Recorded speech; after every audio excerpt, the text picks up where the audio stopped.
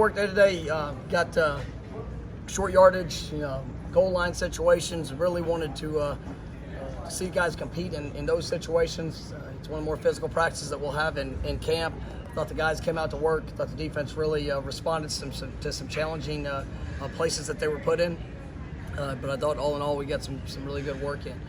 As you get deeper into camp, we have different guys that are available and unavailable for practice, and we're working through that. But I will tell you that we're excited about this being halfway through, the health of our team and the availability for guys. Here in a couple weeks against Notre Dame, we don't have any concerns with anybody that we've started with, and really been having some very promising reports of guys that are going through their rehab. So something we're continuing to work through, but it's given an opportunity. In today's age, when guys are unavailable, it provides new opportunity for others. And we're getting a lot of guys quality reps. Continuing to work through that, and I'm excited about the depth that we're working to build and the competition that we have. We did, and that was something that was good. It was good to see I guess higher numbers at some positions for we got some young players that I think have an opportunity to be able to compete and make this football team better. And it's good to get them back out there on the field. I know you have one more practice before Sunday scrimmage, but what do you want to get out of Sunday scrimmage as you wrap up a critical week? Yeah, I mean it's a continued growth and improvement. We still have some things just in operations, and it's players, coaches, everybody involved in our communication, making sure that we're as efficient as we possibly can be, as consistent as we can possibly be. When we find ourselves in the different situations that are going to show up on Sunday, we're not going to it's going to play. We're going to play it like a game. So it's I'm not going to put them in a specific place. I'm going to let the game play itself out, and other than maybe a couple 2 minutes, just to ensure that we get that. I mean, I want I want guys to have to react in the moment, and so I think we're on track. There's still some things that are probably not as crisp, or I know they're not as crisp as what they need to be, but guys have to embrace those opportunities to grow, and I think we're doing that.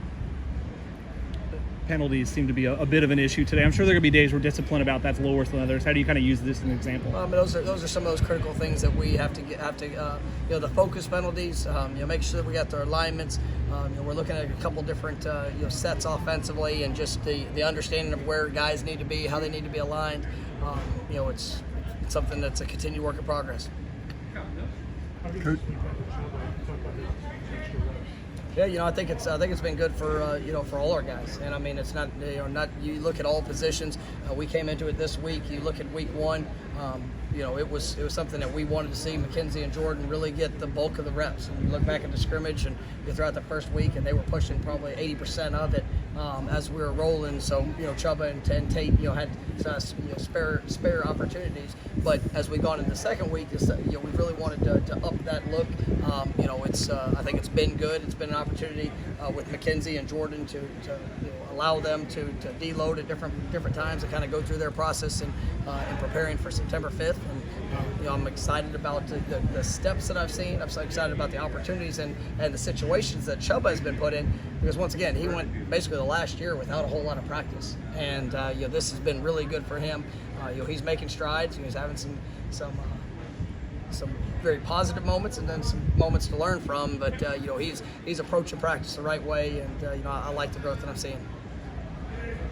Receivers and drop passes. Yeah, that's something the last day or last 2 days we've had too many of. I mean, guys are making plays on the perimeter, but we just need a consistency of play in and play out, making sure they're maximizing the opportunities. We've had a couple drop passes that we can't have. We got some young receivers that are really being pushed on the fast track, and when you get in that second week and your body's sore, you start losing focus, at certain moments, and those things show up. And as they got to continue to push through, but they are great young men. I know they're excited about their role and potential role that they have in this offense. So I know they're going to respond the right way.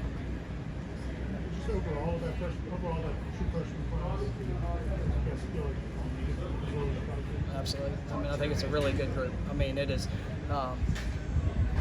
for the ability that these guys have. I mean, there's going to be a good number. I'd probably say 5 or 6 that are going to have an opportunity to impact this team this year. and then even the guys that don't. I mean, as they continue to grow and develop, I mean, it's a really good group, hard-working group. Obviously, as we get closer to the game, game one, we'll see where that's at. The new rule that happened a couple years ago with those guys being allowed to play in 4 games, that gives us a lot of flexibility as the season progresses, and so we'll see how that all plays out. But no doubt, I mean, I think we hit with this freshman group, and they were responding in the moment.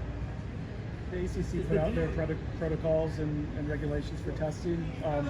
Have you guys know about where you are with vaccination rate at this point? Do you expect to be at the 85% threshold by the season? I do know where we are with the vaccination rate. Mm-hmm. We're getting closer to that point. We are had a lot of guys that have made decisions to put themselves in the best opportunity, and when it comes to that, so I feel good about where we are and where we'll be, especially heading into the first game. Is it crucial to hit that 85% mark, or is it being? Well, I mean, it's at the end of the day. I mean, it's you look across the country. I mean, there is, it's a volatile time in dealing with COVID and with the variants and all those things. And so we want to just make sure our guys are as safe as possible and put them in the best position to be able to go out there and play this game that they love. Whether it's a positive test, whether it's contact tracing, any of those things, guys are going to miss time and opportunities, which is a challenge. And so we definitely are looking forward to hitting that mark, and I feel very confident that as we progress, I mean, we're going to be able to do so. Is the deloading something you guys mapped out going into preseason, or is it something that it's kind of touch and go fluid? I mean, I get very specific data on workloads of what guys are doing, every position, from kickers to quarterbacks to number of throws to all that we're doing throughout practice.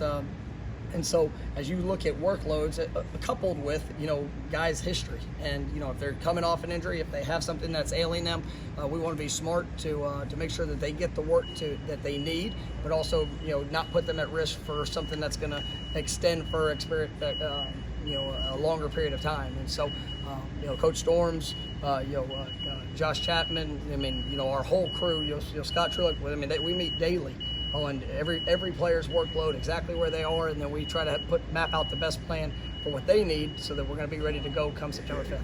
Is it tough to stick to that when you've seen McKenzie have a good day yesterday? I don't know if you really want to see him back out there again, back to back. Well, I mean, we get plenty of opportunities to see guys have back-to-back days and continue to go out there and work at a high level. And so you build upon what you do the day prior, and that's what we're going to continue to do. All right, thanks guys. Well, thanks. Thank you, Coach.